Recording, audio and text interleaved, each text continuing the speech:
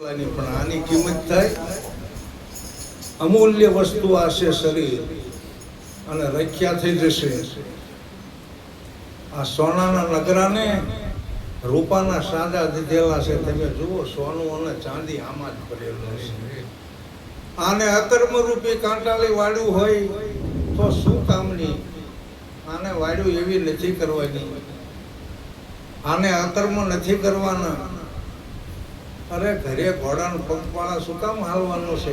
ઘોડે ચડીને તમે ઘરે આવો ને, બહુ સરસ મુદ્દો છે. હો, ચાલુ ઘોડાની વાત નથી કરી, પણ આ મનરૂપી ઘોડાની વાત કરી છે. મનને શુદ્ધ કર્યું હોય છે ને તો મન અહીં કોરડા લાવી શકે છે. હા, કે પોચા ભગતના અહીંયા ગુરુ પૂનમ છે અને એમાં બેને જે પૂનમ રાખેલી છે સારું એવું કહેવાય. અને બીજા બધા જે કોઈ મનરૂપી ઘોડે ચડી અને હાલો જાવું છે ભજન સત્સંગમાં, આવા મનના વિચારો હોવા જોઈએ. ભજનમાં તો આવવું હતું, પણ હવે આખો દી કામ કર્યું છે ને આ તડકો ખાધો છે ને આમ જોવો પરસેવે રેપ જેપ છે ને હવે અત્યારે એ તો કોરડાવાળા કામ જે કરવું એ કરી લે છે. અમારે કંઈ નથી, એનો મોક્ષ નથી. સવારામ કે છે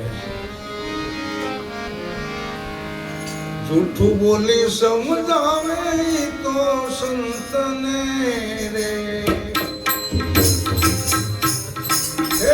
જૂઠું બોલી સમજાવે તો સંતને આજે આવે તો પણ મળ્યું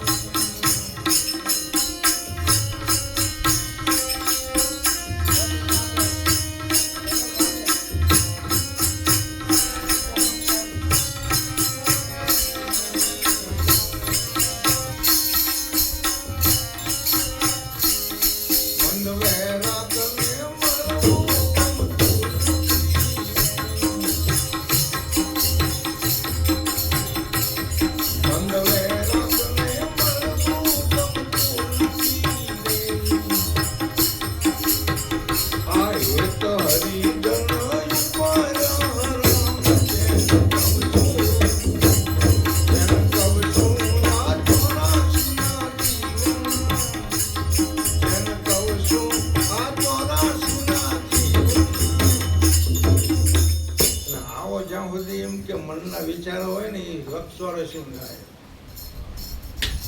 આવું તો ગુરુ મહારાજ આજ મારે એમ તો ભજનમાં,